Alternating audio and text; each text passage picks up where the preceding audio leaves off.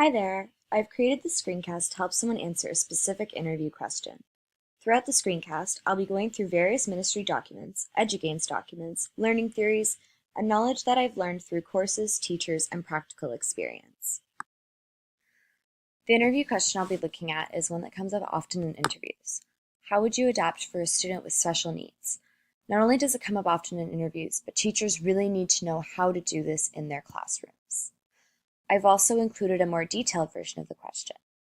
Any group of students will include individuals with a range of abilities. Using examples from your past practice, explain what steps you would take to support students with special needs and/or those who are having significant difficulty with their learning and behavior.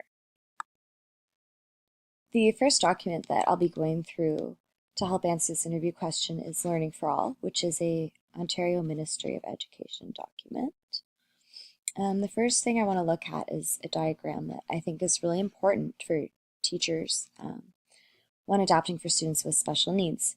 So the assessment for learning, you base off the class and student profiles, and you use differentiated instructions in the tiered approach, which are all part of universal design for learning. So the class profile and student profile, there are templates for this in this document. You can even start this before the school year begins by going through the OSSR, looking at past report cards, going through students' IEPs, which I will go more into a bit later, and by talking to past teachers about those students. Once the students are in the classroom as well, you can continue filling out the class and student profiles and updating them throughout the year. They will contain the students' learning styles, their strengths, their weaknesses, accommodations and modifications, their interests, and any other notes, things to take note of or remember. And the teacher can use this as a snapshot to help them in their planning and in their assessment in order to help all students succeed. So now I'm going to talk a little bit about universal design for learning, which overall is what is necessary for some is beneficial for all.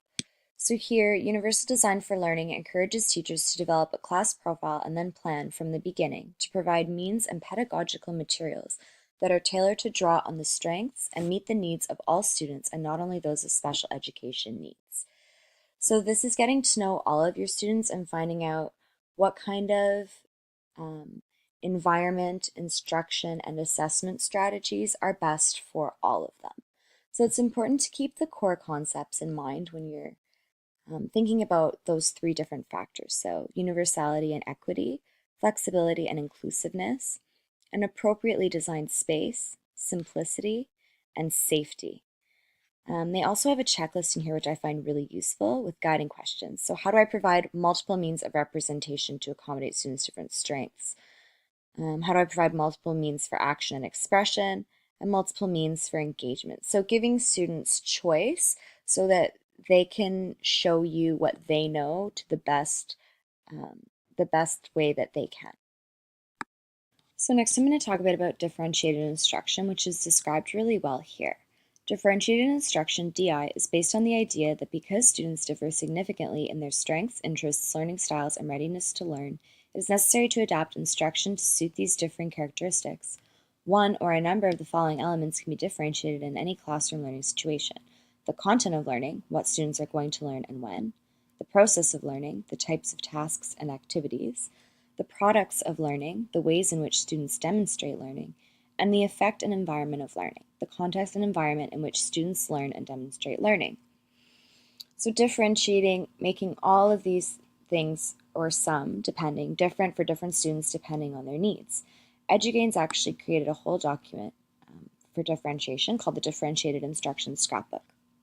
And in here, I really like how at the beginning you have the key features, as well as this I really like, creating an environment to support differentiated instruction. So do I see and is my classroom? So here you have a little checklist of things that you could talk about in an interview if they'd applied in their classroom that you did as differentiated instruction in your class. It also lists differentiated instruction structures and strategies. For example, in my practicum, I used a lot of mind maps to assess prior knowledge and see what students knew in a subject before moving on.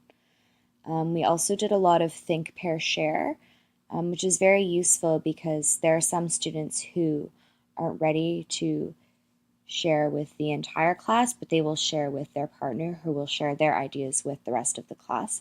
And I think that's really great. Exit cards to find out what students learned after a lesson. And it's important to give examples of these and how you used them in the interview. I just wanted to also briefly share this resource, EduGains, how they provide sample individual education plans. IEPs are something that teachers should be comfortable talking about in an interview, but there is a lot to them. So this is a good resource to look over different IEPs and find out different information. So they provide all different kinds of IEPs, and when you click on them, it has different levels as well as different IEPs for different exceptionalities. And then if you click on one, it has the IEP in full, and you're able to explore that and find out everything you need to know. So coming back to Learning for All, I'm just going to look at the tiered approach, which is very useful for early identifications as well as preventing future issues.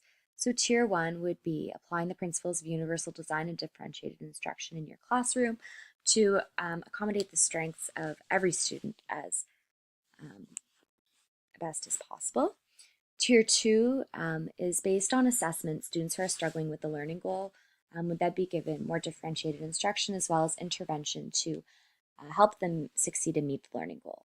So for example, spending more time explaining something to the student, regular check-ins with them, using visuals and concrete materials for explanations, things like that even.